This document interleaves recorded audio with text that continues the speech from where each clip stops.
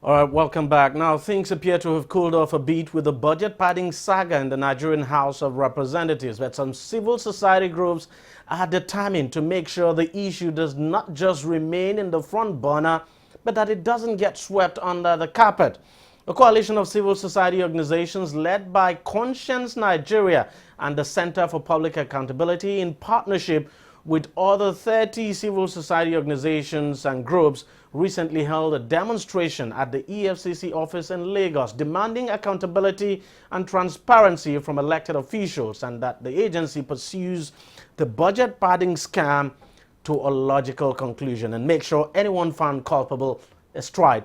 Now, the group says the change the present administration is calling for must also begin from those entrusted with public funds. They submitted a petition to the Director of Operations of the EFCC demanding the issue is thoroughly investigated in the interest of the nation and in the spirit of the change mantra of the present administration. All right, I'm now being joined on the program to discuss this further by the Executive Director of the Center for Public Accountability, Femi Lawson. Mr. Lawson, thank you very much for joining us on the program. We saw your group the other day with other groups, of course, going to the EFCC here in Lagos and demanding that the EFCC opens an investigation now, or investigations, if you like, into this whole budget padding saga. Of course, I mean, no doubt at all, the EFCC we know had long ago said it was going to begin investigating it. As a matter of fact, the principal character in all of this, Jibrin, Abdulmumin Jibrin, had actually gone to the EFCC. Were you in doubt that the EFCC was going to do something about the whole budget padding saga, and that's the reason you went to the commission again? Yeah, we're only trying to take a step further, not only on the basis of what has been done by Jibrin, because as far as we are concerned, we are of the opinion that it lacks the moral standard to approach the EFCC, because of course in our own view he is also culpable. And that's the reason, because I saw some of the banners you people were carrying, calling for it's just like somebody who stole, running first to the police station even before the owner of the property. Nigerians are the owners of whatever penny must have been taken or people intend to take from the coffers of this country. And a lot of times when we're about to accuse public office holders of corruption, a lot of times we're about to approach these agencies, and a lot of times we're about to challenge these agencies. And the questions and the responses have always been that there have been no written petition. Today, a lot of people who even serve in government. So you actually wrote a petition? Yeah, to the yeah. You submitted that petition? We submitted a petition so that when tomorrow comes, there will be no reason for the EFCC and every other agencies that we're going to approach to tell us that there were no written petitions against certain persons. So that was a step we took yesterday. We wrote a petition, submitted it to the EFCC, and listed the names of everybody that have been fingered to have been involved in the budget padding scandal. Of course, I want us to just take a listen now to what the Deputy Director of Operations at the EFCC now said to you. Let's take a listen to the Deputy Director of Operations of the EFCC speaking. We are very happy that you are here, and we are in solidarity with you. We are very happy that you are joining us in the fight against corruption. As we have said earlier on, the fight is not for EFCC alone. It's for everybody. And when we see you come here in protests, trying to submit petition, we are very happy. Okay? The issue of padding in the National Assembly, which some allegations have been raised against the Speaker and some other persons, we are already in receipt of petition from some other members of the public, and the investigation is being done in Abuja. Please don't be in doubt. EFCC have no scared cow. Anybody who is involved in corruption, no matter how highly he is or highly she is, we don't cover any person at all. Once we receive your petition, once it is being investigated, once you are indicted, we go into inviting you. So definitely whoever that is involved in the issue of that pardon, they will never go free. Yes. Were you convinced by what the deputy director said there? We want to believe him, and we want to take EFCC by their words this time around. But we are not stopping at just presentation of that petition. We want to ensure that we follow up to ensure that actions are taken. A lot of petitions have been written to these agencies of government, the EFCC and ICPC, and for years, and there have been no practical action. So what actions are you looking at? We have also constituted a committee that will follow up on our petitions, and this from next month will repeatedly pay visits to the EFCC with reminders about our petition. And in also doing this, we're also, by the grace of God, next week presenting a copy of this petition to the ICPC, the Independent Corrupt Practices Commission, so that, of course, as an agency that is also empowered to investigate public officers who are involved in corruption, so that from both angles we would be demanding actions on the basis of what has happened in the House of Representatives. And it appears it's not just the budget padding scandal now you might be asking the EFCC to investigate, because the principal character now in that budget padding saga, Abdulmumin Jibrin, just recently released another document detailing how money was shared to various offices for running of the offices. If I can have the slide, there you have the slide. Yakubu Dogara, the speaker, getting 1.5 billion naira. Yusuf Lasson, the deputy speaker, 800 million naira. Femi Gbajabiamila, that's the majority leader now, got 1.2 billion naira. Buba Jibril, the deputy majority leader, 1.2 billion. Then you have Ali Dogoa, who is the House Whip, 1.2 billion. And Pali Riase, the deputy whip, got 700 million. And then you have Leo Ogo, the minority leader, getting 1.2 billion. Yakubu Barde, minority whip, 700 million. And you have Binta Bello, the deputy minority whip, 700 million, and Abdulmumin Jibrin himself, the former chairman of the appropriation committee, getting 650 million. You take a look at this figure, the way the way the money was shared, it would appear as if should I say, the way it was systematically done. What goes to one office, same amount goes to another office. On the other side. It's like you take the minority leader and the majority leader, you just, okay, both of you deserve to get the minority same with tell me how shocked you are at this figure. It's not only alarming, and in your question, I think you must have taken a look into our petition, and we have looked deeper into the situation beyond the padding of the budget. We have also taken a look into these fresh allegations, and we have also advanced further in asking questions about the 115 billion already appropriated for the House of Assembly. What are the details of the 115 billion? This is something that the National Assembly over the years have refused to do. And the question the National Assembly comes, give vague figures, 150 billion this year, 115 billion this year, but there are no details, no breakdown of how National Assembly spend public funds. They appropriate these finances to themselves, and they assume that Nigerians do not deserve.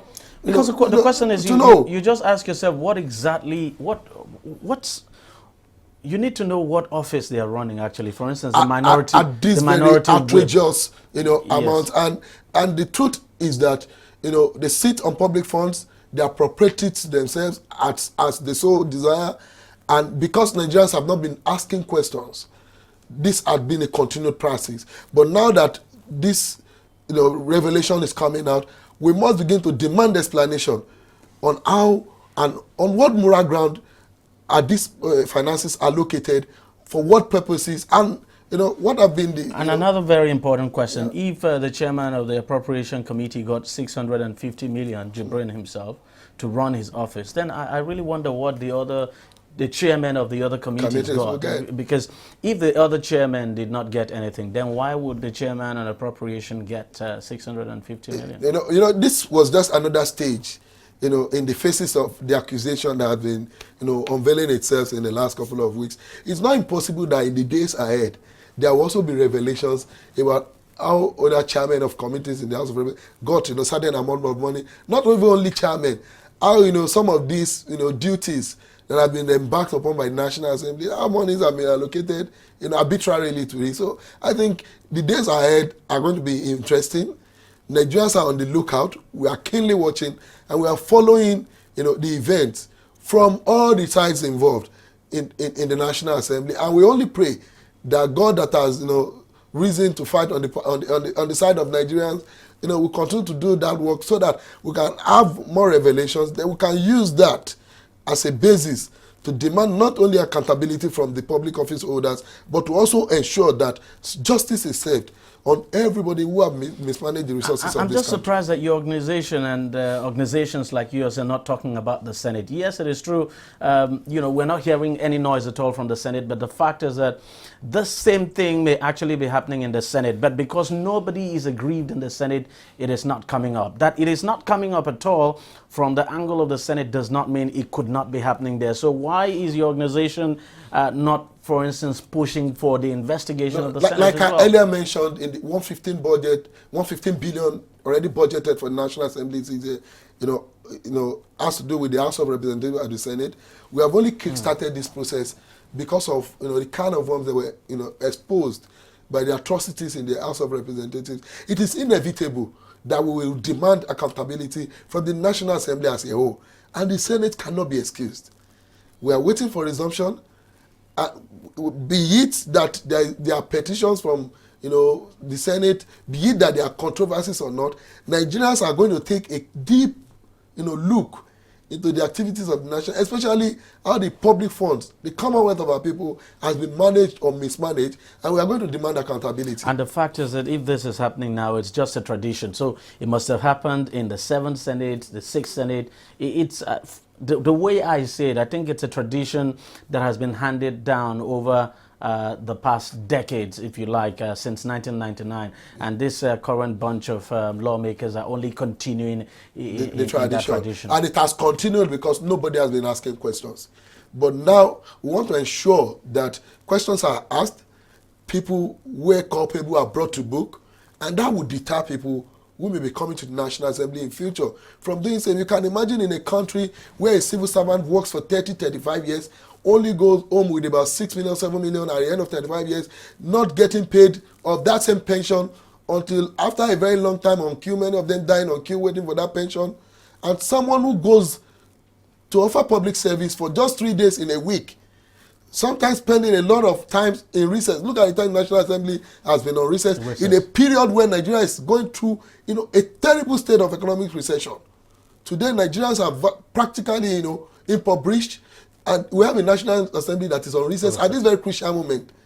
And you can imagine what this assembly is doing to deserve such outrageous amounts of payment under whatever guise. But now we will begin to ask questions. We will begin to ensure that we put pressure on the necessary. And you're quite right. The National Assembly basically sits for 3 days in a week. 3 days in a week. And it spends a lot of time on recess. And even in the course of the 3 days, you can virtually count the number of members that make contributions to issues on the floor of the National Assembly. Then we need to begin to ask ourselves, how are they so paid? How do we hear this outrageous amount? For what responsibility? For what purposes? In a country where the minimum wage is still 18,000 naira. Don't you think it's about time with what we're seeing now and the way this whole thing about constituency project has been abused, grossly abused? And this is only coming out because a lawmaker decided to open up. Yeah. We don't know how severe past cases were. Don't you think it's about time we ended this whole idea of constituency project? Because whether we like it or not, it's not expressly provided for in the Constitution at all. Well, we may not want to conclude that this should be phased out. It may be inevitable because these, in some cases, are representatives who are closer to the grassroots than we have at the executive level. A lot of ministers are even nominated, not even from their grassroots. A lot of our ministers are brought even from overseas to represent the state quarters, and the governors, in most cases, do not visit these local governments until their elections. But irrespective of what provided for the constituency project or not, whatever project, be it constituency project, be it federal, state, or local government project, must come on the basis, on a platform of credibility. If allocations are made for constituency projects, it should not be the duty of a legislature to execute. Exactly. The necessary prestataries and agencies must be allowed to implement whatever project has been proposed or suggested. Unlike what we have had, where these legislators bring in the procedure should be that the lawmaker goes to defend, go to the appropriate agency and then present this. But what we have had over the years is projects are inserted, the companies are executed, the exclusive project are companies nominated by these lawmakers. There are a lot of manipulations because of the power they have in the preparation of the budget. These are things that have to be checkmated. We must ensure that even if projects are going to be taken to the core of the grassroots, below whatever level you can imagine, they must go through due process. They must be projects that must be executed by agencies that have been empowered to do so. It is not the business or the duty of lawmakers to turn to contractors. Whosoever wants to be a contractor can leave his job as a lawmaker and go and face the business of executing projects. I think you're quite right. Thank you very much, Femi Lawson, for coming on the program. It's my pleasure. Much for your control. All right, that's it on the program. If you want to watch it again, it's very simple. All you need to do is log on to our website, tv360nigeria.com. You'll find this video and lots more there. You can also watch us on our YouTube channel. The address is youtube.com/TV360Nigeria. Now do subscribe to get the latest videos and updates. You can join us on Google Plus at TV360Nigeria, or like us on Facebook. The address is facebook.com/TV360online. You can also follow us on Twitter. Our handle is at TV360Online. Thank you very much for watching. We'll see you again next week. Bye.